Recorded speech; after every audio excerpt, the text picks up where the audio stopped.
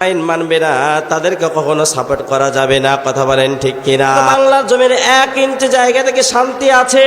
আজকে তাম পৃথিবীতে 1 ইঞ্চি মাটিতে আমরা শান্তি খুঁজে পাই না। বসনিয়া মুসলমানেরা মার খায়, চেচনিয়া মুসলমানেরা মার খায়, ইরাকে মুসলমানেরা মার খায়, ফিলিস্তিনে মুসলমানেরা মার খায়, বাংলার জমিনে মুসলমানেরা মার খায়। কথা বলেন ঠিক কিনা? ওই মুসলমান ভাইয়েরা, আজ যদি তোমরা দরাদরি করো, গোল টুপি, পাতলা টুপি, লম্বা টুপি না, আজকে যদি তোমরা মারামারি করো, এমন একটা সময় আসবে মুসলমানদের গায়ে চামড়া থাকবে না। কথা বলেন ঠিক কিনা? তাই আজকে আমি আওয়ামী লীগ বুঝি না, বিএনপি বুঝি না, জামাত ইসলাম বুঝি না, চরমরা বুঝি না, ফরফুরা বুঝি না, দেওয়ান বুঝি, রাজার বাগি, কোনো কিছু বুঝি না। আমরা হচ্ছে মুসলমান, এক কোরআনের শাসন চাই, সৎ লোকের শাসন চাই, আল কোরআন আইন চাই। কথা বলেন ঠিক কিনা? এই জন্য যদি আপনাদের আবার রাজপথে আসতে হয়, কারা কারা রাজি আছো? 2 হাত তুলে আল্লাহকে দেখাও। ফিরআউন শেষ তক ছিল না, মৃত্যু তাকে ছেড়ে দিল না, থেকে গেছে তার সব স্মৃতিচিহ্ন, থেকে গেছে তার সব স্মৃতিচিহ্ন।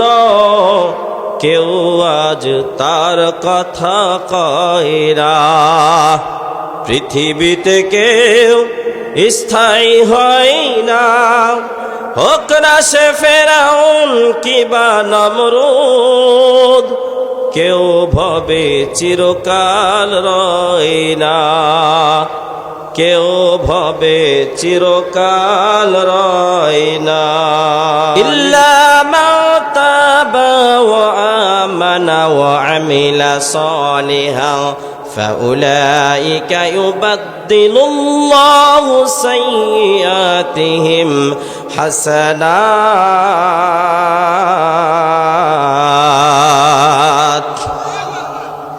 সূরা ফুরকান 19 নম্বর পারা 5 নম্বর পৃষ্ঠা 2 নম্বর লাইনে 70 নম্বর আয়াতে কারিমা আল্লাহ রাব্বুল আলামিন বলেন, কোন বান্দারা যদি, তারা অনেক অন্যায় অপরাধের মধ্যে রয়েছে, এই বান্দাগুলো যদি আমার কাছে তওবা পড়ে, তওবা যদি করতে পারে, এরপরে ঈমান আনয়ন করতে পারে, কন্ডিশনগুলো খুব ভালোভাবে বুঝবেন। 1 নম্বর তওবা করতে হবে, এরপরে 2 নম্বর ঈমান আনয়ন করতে হবে। আমরা এখানে সকলে ঈমানদার, ঠিক কিনা?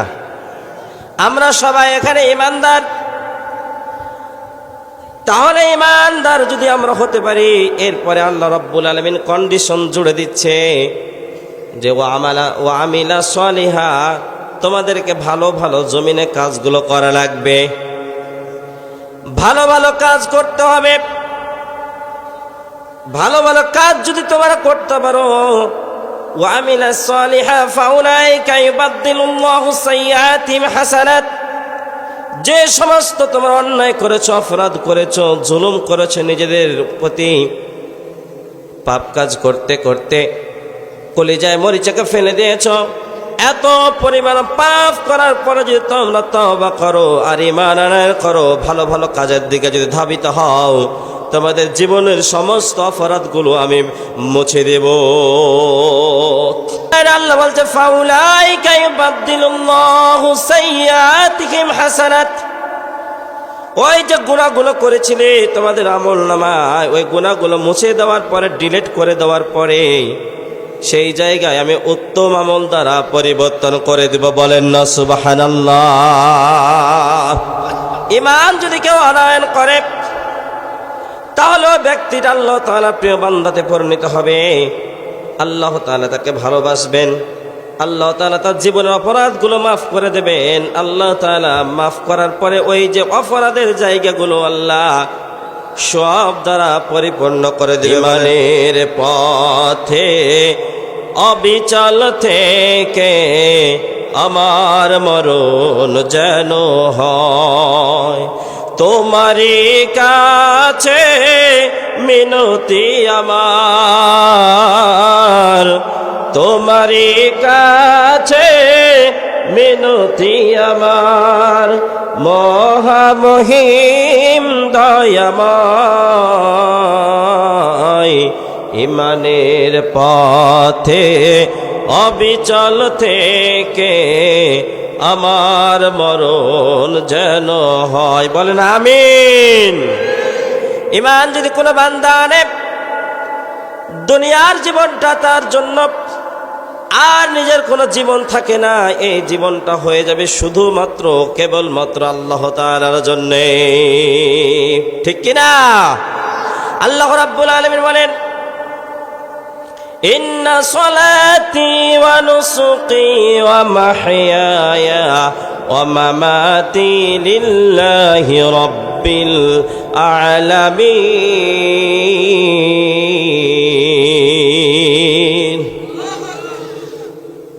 আল্লাহ রাব্বুল আলামিন বলেন, কোন মানুষ যদি ঈমান আনয়ন করে, ঈমান আনয়ন করার পরে তার জীবনের জাগতিক যা কিছু আছে, তার নামাজ, তার রোজা, তার হজ, তার যাকাত, তার সম্পদ, তার অর্থ, তার সমস্ত কিছু কেবলমাত্র শুধুমাত্র আমি আল্লাহ তাআলার জন্য ব্যয় করে দিবে। এই জন্য আল্লাহ তাআলার রাস্তায় আমাদের সব কিছু ব্যয় করতে হবে। ব্যয় যদি আমরা করতে পারি তাহলে আল্লাহ তাআলা প্রিয় বান্দায় আমরা পরিণত হতে পারবো। যদি আমরা ব্যয় না করতে পারি তাহলে কি আল্লাহ তাআলার প্রিয় বান্দা হওয়া যাবে নাকি? অভাব থাকবে না, তোমাদের অনটন থাকবে না।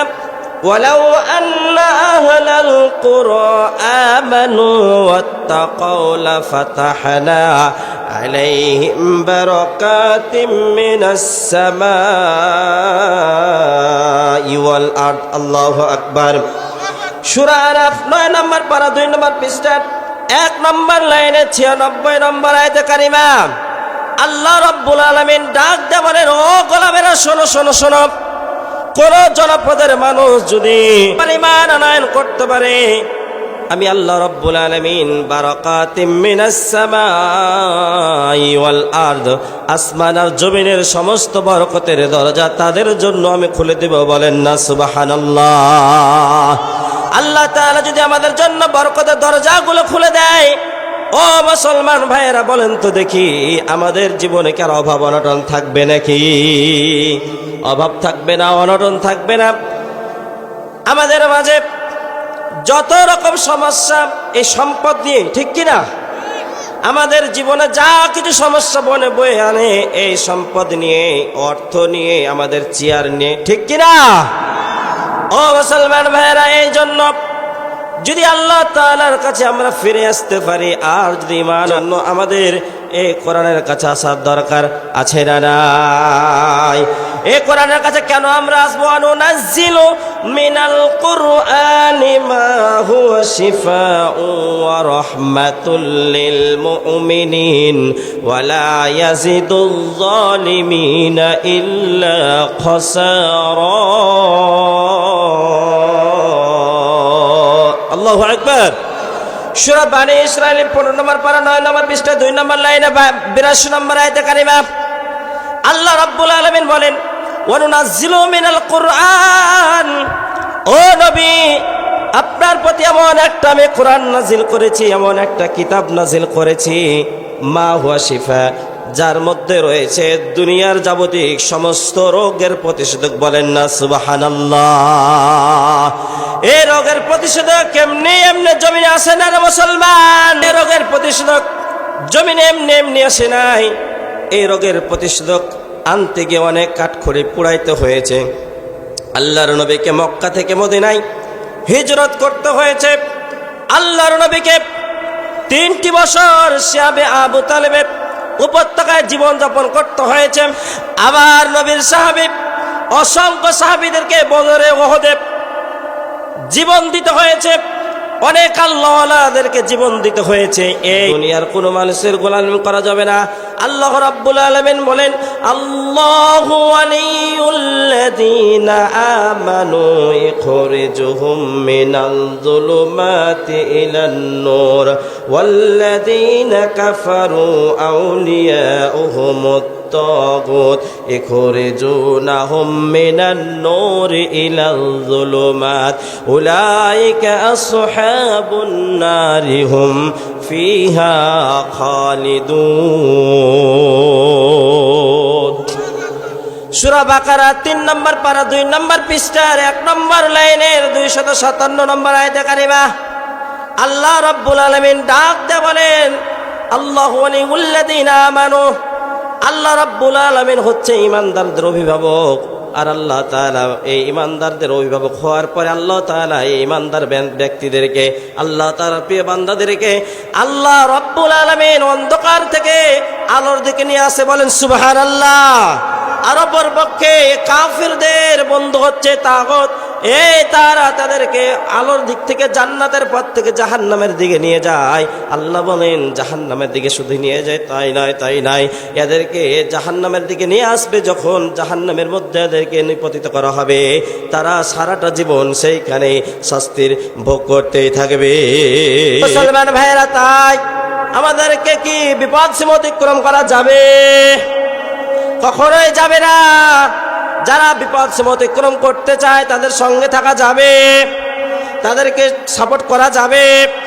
যারা কোরআনের বিমুখ হয়ে যাবে, কোরআনের পথে চলবে না, কোরআন আইন মানবে না, তাদেরকে কখনো সাপোর্ট করা যাবে না। কথা বলেন ঠিক কিনা?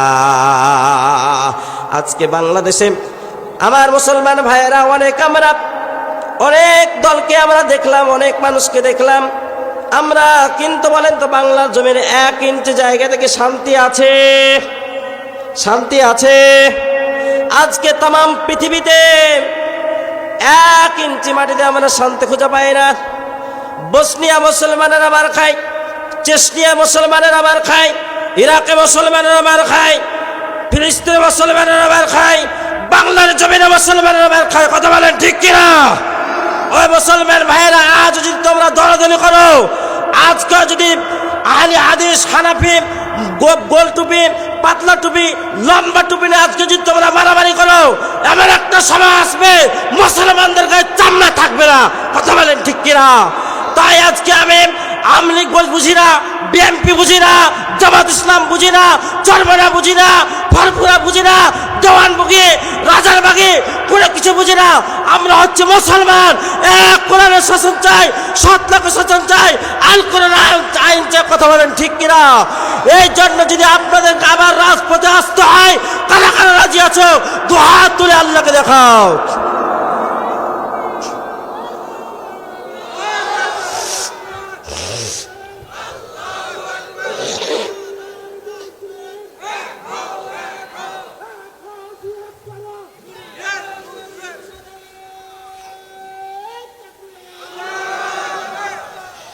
সম্মানিত ভাইয়েরা, এই জন্য আপনাদের উদাত্ত আহ্বান জানাই, আজকে আর আওয়ামী লীগ নয়, বিএনপি নয়, জামাত ইসলাম নয়, জাতীয় পার্টি নয়, চরমনা, ফুরফুরা, দেওয়ানবাগি, রাজারবাগি, সব কিছু যে যে দলের আছে, যে যে মতের আছে থাকুন। আমরা কোনো এখানে পার্থক্য করি না। আমরা শুধু চাই, আমাদের পরিচয় হচ্ছে মুসলমান। ঠিক কিনা?